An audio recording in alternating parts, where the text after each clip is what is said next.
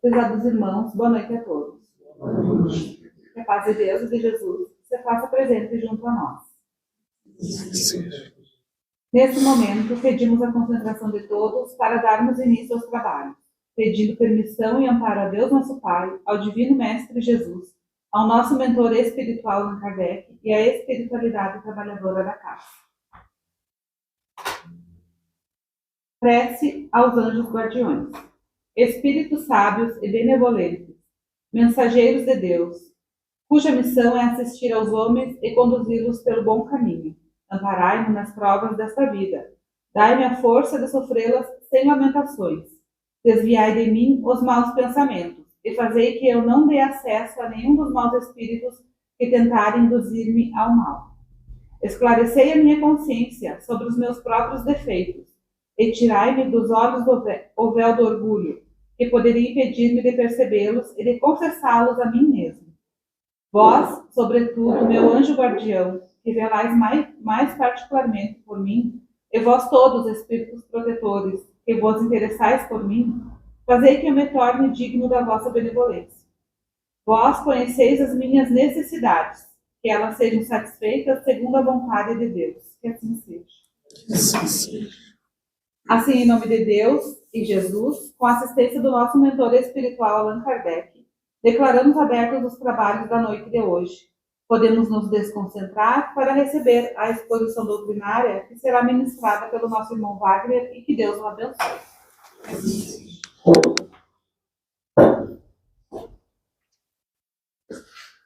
Prezados irmãos, boa noite a todos. Muito bom retornar aqui à frente para a gente conversar mais um pouco sobre essa doutrina consoladora, essa doutrina que nos aquece, que nos acolhe, que faz a gente compreender um pouquinho da necessidade que temos de passar por determinadas situações.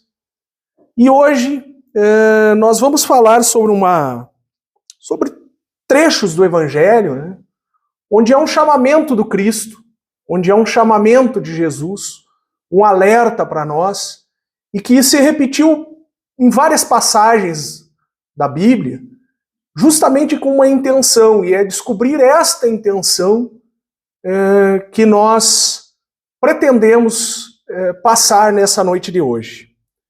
Então, por isso, da escolha do vai e não peques mais. Esse alerta, esse chamamento que o Cristo faz, que nos é relatado pelos evangelistas em diversas passagens bíblicas.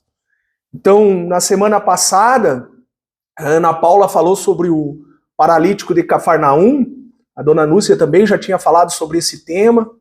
É uma das passagens em que esse trecho é citado. E existem outras, né? Em João, no capítulo 5, versículo 14, há um trecho em que Jesus encontra um irmão que ele tinha curado, né, já encontra esse irmão curado, e também ele faz esse alerta, dizendo: veja que já estás curado, não voltes a pecar para que não te aconteça coisa pior.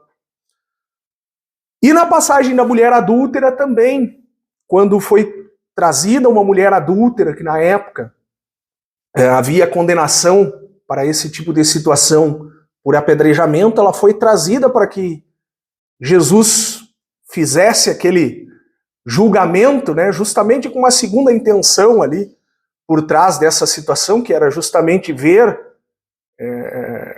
qual seria a atitude de Jesus, que obviamente se ele condenasse aquela mulher, ele não estaria cumprindo a sua lei de amor que ele veio trazer. E por outro lado, se ele absolvesse, ele estaria ferindo a lei que estava posta, né, a lei dos homens que estava posta.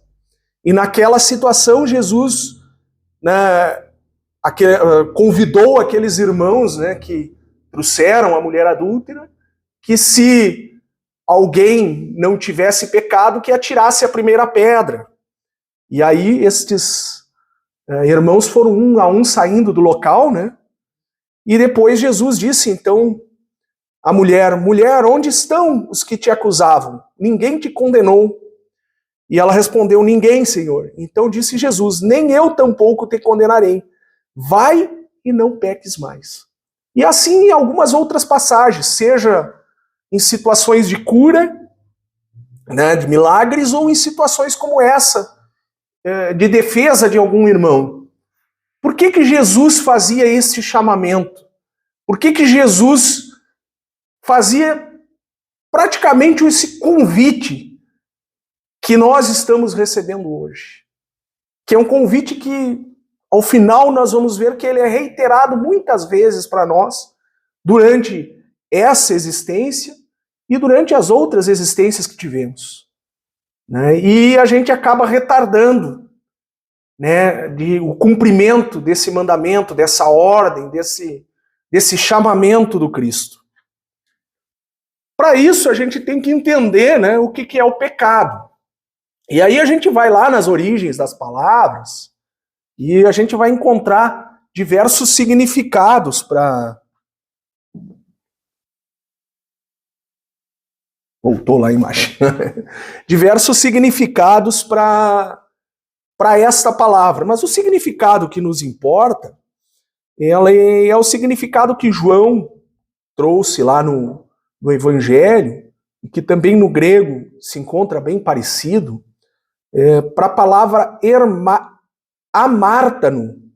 E João utilizava amartia, que tem por significado errar, não acertar o alvo, desviar do caminho de retidão e honra.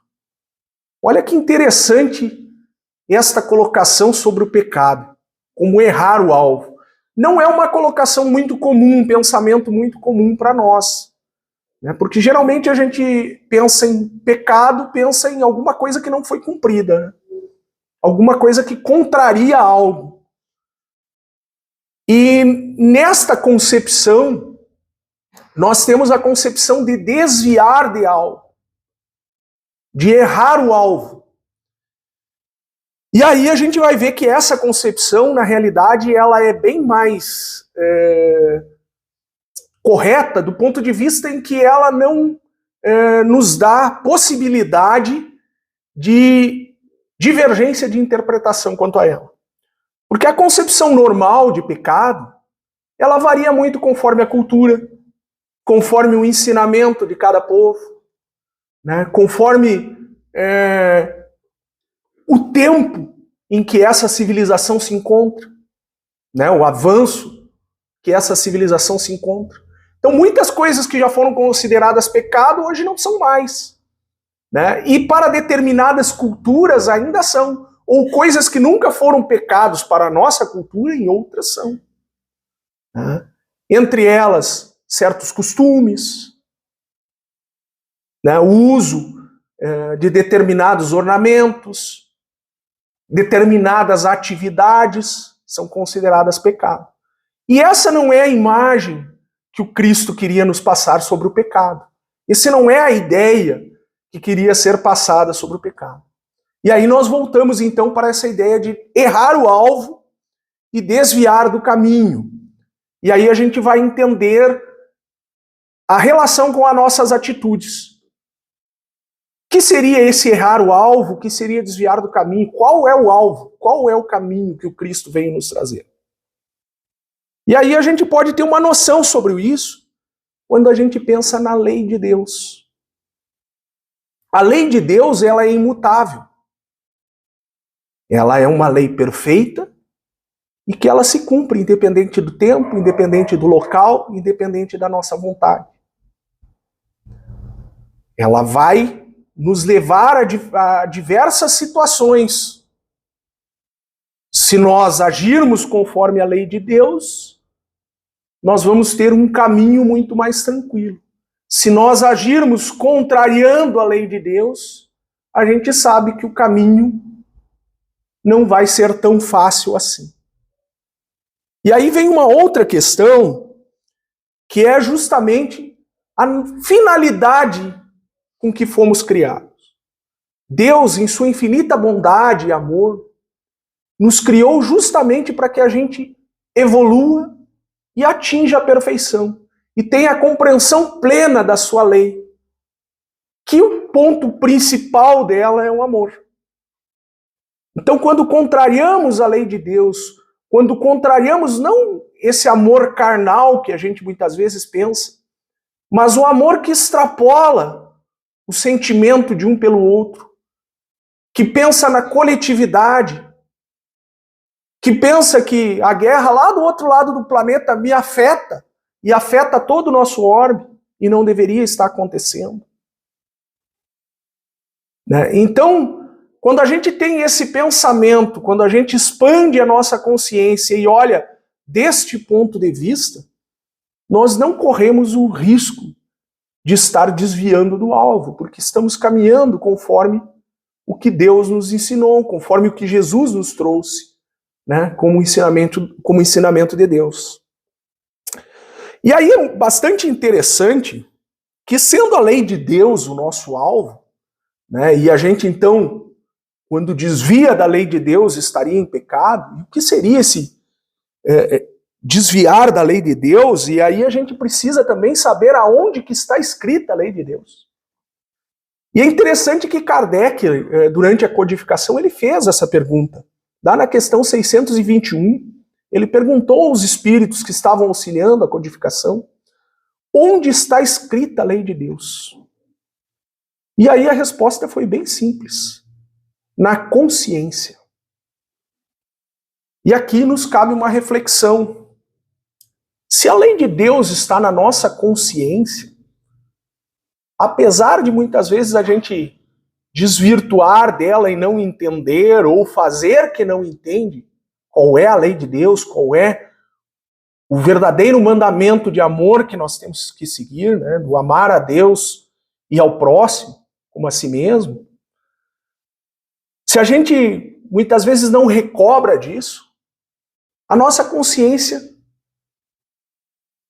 comumente, ela vem e nos dá aquela chamadinha, né? Nos dá aquele aperto.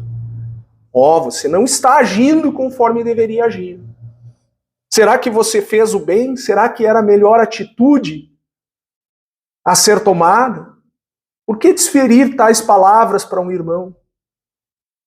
Né? E às vezes, por essa cegueira, por essa ignorância passageira que nós temos, pelo nosso egoísmo, pelos nossos hábitos, pelo nosso orgulho, nós contrariamos a nossa consciência e tomamos determinadas atitudes que não deveríamos tomar, e depois nos arrependemos, não dormimos, nos culpamos. E aí então vem o ensinamento, que a consciência, ela nos impede de praticar o mal, não nos impede de praticar o mal. Ela impede de termos paz depois do mal praticado. E quando não temos essa paz depois que praticamos o mal, esta ausência de paz, o desconforto, isto é o pecado. É porque não compreendemos o ensino do Cristo, não compreendemos aquela centelha divina que se encontra em nós e tomamos o rumo contrário que deveríamos tomar. Então, vejam só, recordando lá do início da nossa conversa, Deus nos fez um chamamento.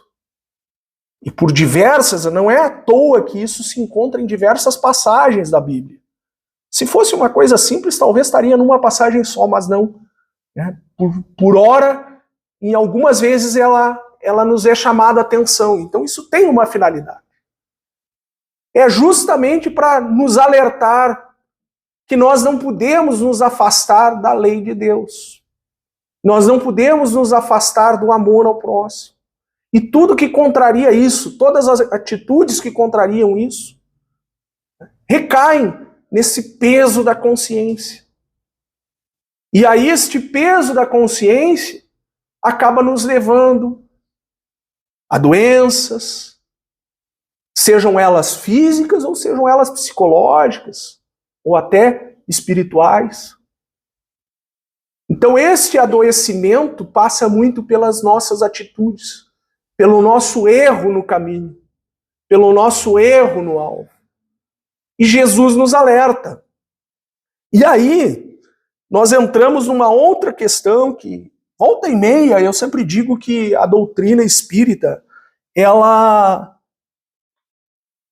passa várias vezes pelo mesmo ponto, né? Ela se torna até insistente, mas é justamente para que a gente afirme esses conhecimentos, para que a gente aprenda bem, para que a gente compreenda bem essas diversas situações. E aí a gente volta naquele ponto que já foi falado em diversas palestras aqui, sobre a reforma íntima. Então o convite de Jesus, esse chamamento de Jesus, quando nos diz vá e não peques mais, é justamente para que a gente mude, para que a gente altere aquilo que a gente estava fazendo de errado, e para que a gente não faça mais, não cometa os mesmos erros. Porque não adianta a gente voltar e voltar aqui, como voltamos várias vezes, e não aprendermos nada. Seguirmos insistindo nas mesmas atitudes, seguirmos insistindo no egoísmo, no orgulho, no envaidecimento. Então é esta reflexão que o Cristo, por essas diversas passagens, ao curar enfermos, né, ao livrar pessoas do apedrejamento, ele nos faz esse convite. Não te desvies mais do caminho. Ajude o próximo. Deixe o egoísmo, deixe o orgulho de lado. Então esse vai e não peques mais do que uma chamada de atenção, é um convite para a renovação. É um convite para que tenhamos um caminho mais direcionado e mais curto para a luz. É difícil, às vezes, a gente ouvir a nossa consciência. Mas isso está também na nossa educação, no nosso ensinamento. Então nós vemos aqui, seja para a palestra pública, seja para o grupo de estudo, e é justamente para que a gente consiga absorver estes ensinamentos, e mais que isso, que a gente consiga aplicar. É óbvio que a gente é falho, que a gente erra, senão não estaríamos aqui num mundo de provas e expiações. Só que nós temos que começar a evitar esse erro. E aí entra um ponto importante, uma outra passagem que também várias vezes é falada aqui, que é a transição planetária. Não há mais tempo para seguirmos errando o alvo.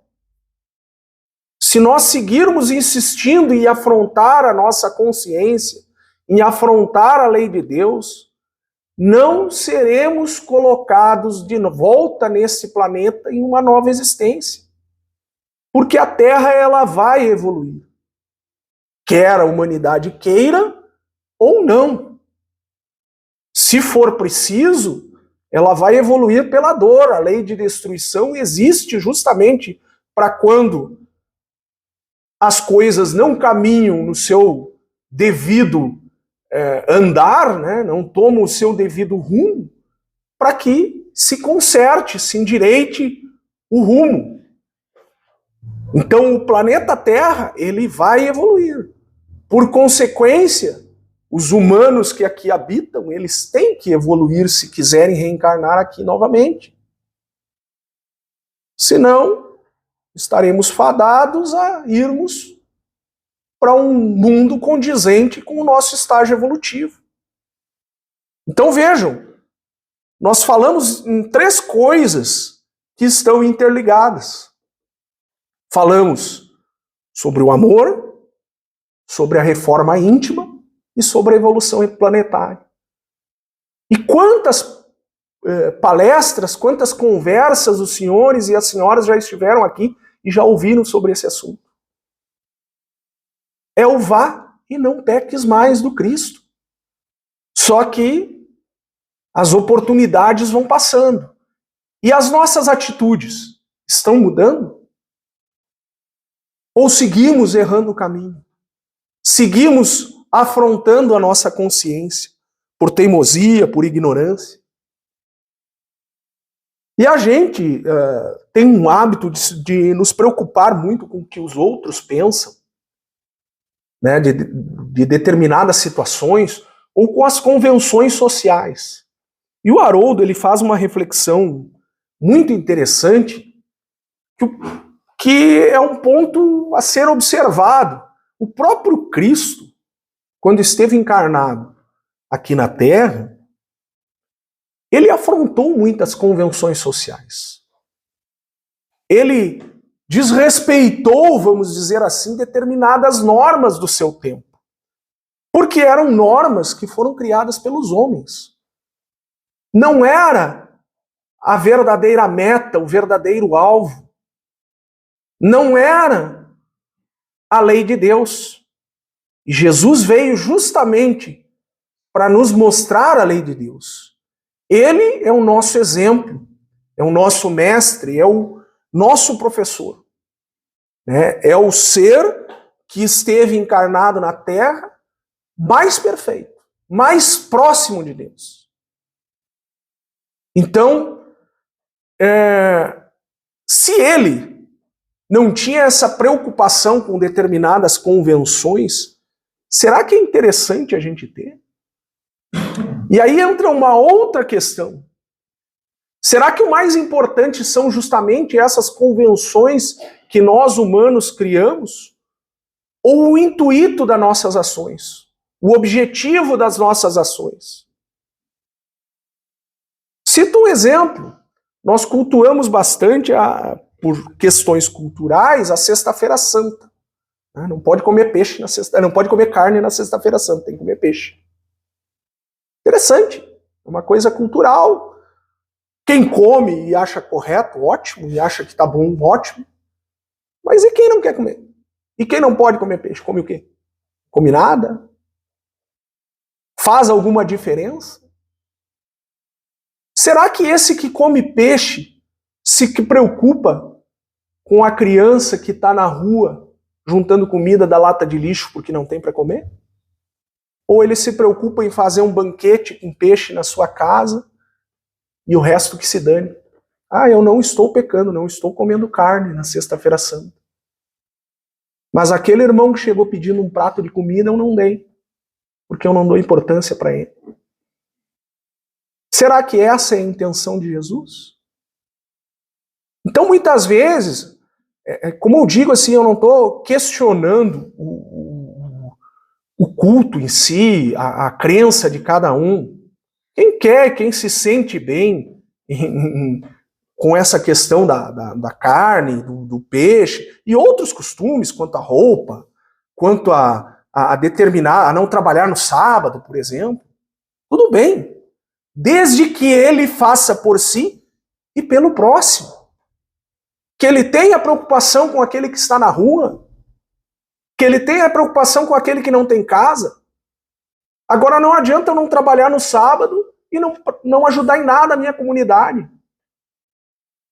Não auxiliar em nada, nem que seja com uma palavra, com um momento de ouvir alguém. Não adianta eu não usar determinado tipo de roupa e em casa eu afrontar a pessoa que convive ao meu lado. Então, muito mais do que a atitude em si, o pecado está no nosso pensamento. Porque isso afronta muito mais a lei de Deus do que o simples ato de usar determinada roupa, ou de não comer determinado tipo de carne, ou de não trabalhar em determinado dia. Então nós temos que fazer uma reflexão muito profunda das nossas atitudes, para que não tenhamos esse peso na consciência. Então esta mudança de atitudes, lá há 2000 anos atrás, Jesus já nos fazia o convite. E nós seguimos insistindo em brigar com o próximo, em não acolher o irmão que passa necessidade. Então, é este convite, esta reflexão, esse alerta que o Cristo nos faz. Vá e não peques mais. Eu trouxe um trecho aqui de uma palestra de Ângela Bueno, da Associação Espírita Fé e Caridade de Florianópolis, uma associação espírita ligada à Federação Espírita Catarinense, e que grande parte do meu estudo se baseou no que ela fala, né, e alguns outros livros, e eu acho que esse trecho resume muito bem esse chamamento que o Cristo nos faz. O paradigma espírita vem alargar nossa compreensão sobre o pecado. Porque ao contrário do que acreditamos em outros tempos, agora sabemos que Deus não fica nos vigiando, controlando o que comemos, em que dia comemos, o comprimento da roupa, nada disso. O nosso psiquismo não trabalha com ódio. Nós não fomos feitos para ter mágoa. Ela nos adoece. Nós não fomos feitos para gerar infelicidade. Nós não fomos feitos para gerar violência. Toda vez que eu causar um sofrimento em alguém, eu estou ferindo os mais profundos mecanismos da minha mente. Nós fomos construídos por um artífice divino, por uma inteligência suprema, para operarmos no amor, no respeito, no afeto, na responsabilidade e no cuidado. Se eu prejudico o outro, primeiro a ser prejudicado sou eu.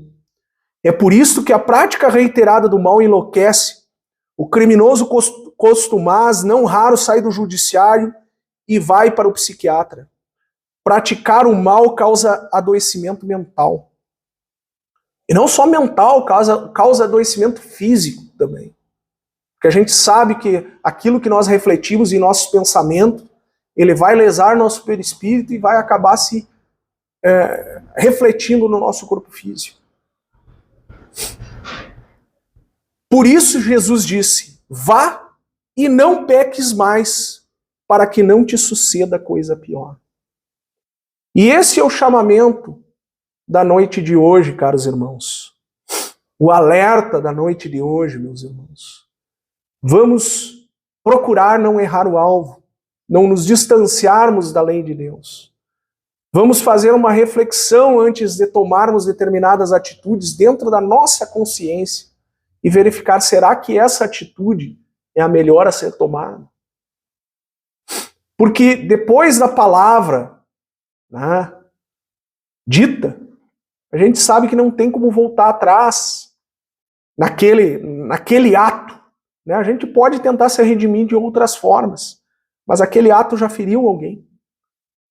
E muito mais do que as palavras, muitas vezes o que está no nosso pensamento, a nossa intenção, ela acaba nos prejudicando mais do que a própria atitude. Então que cultivemos bons pensamentos e que esse alerta do Cristo, para que não pequemos mais, se reflita em nossas vidas. Muito obrigado pela atenção, que tenhamos uma ótima semana, que o Cristo possa estar sempre nos guiando, nos conduzindo, e que a gente esteja mais aberto para ouvir a nossa consciência e procurarmos não errar o alvo. Muito obrigado.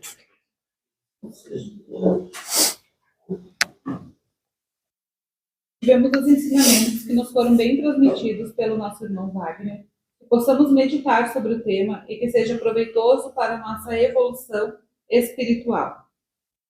Prece de irradiação. Vamos elevar nosso pensamento a Deus, a Jesus e aos espíritos superiores desta casa, mentalizando nossos irmãos menos favorecidos, que não sabem ou não têm condições de orar, enviando energias de paz, amor, saúde e harmonia a todos aqueles que sofrem, nos asilos, presídios, hospitais, creches, orfanatos e também para os nossos lares, aos nossos inimigos de ontem e de hoje, e a todos os irmãos necessitados. Pedimos também pela fluidificação das águas, para que sejam sorvidas como medicamento para os nossos males físicos e espirituais. Prece. No final deste dia, queremos agradecer a Deus, ao Mestre Jesus e à espiritualidade amiga que nos permitiu estar aqui hoje. Obrigada por nos dar a oportunidade de nos esclarecer cada dia mais sobre a doutrina e também por nos fazer refletir. Que possamos voltar nossos pensamentos para o quão grande o amor de Jesus foi e ainda é. Que aprendamos a pôr em prática, não somente com palavras, tudo que aprendemos, mas com os nossos atos, até quando ninguém está olhando. Pedimos serenidade para encarar nossos problemas, a bênção da saúde, da lucidez, do discernimento. Pedimos a companhia dos bons espíritos para saber entender as nossas dificuldades e nos melhorar nas nossas fraquezas. Que não nos falte coragem e equilíbrio. Nesse pensamento de melhora íntima, possamos voltar para casa mais tranquilos e esclarecidos. Que assim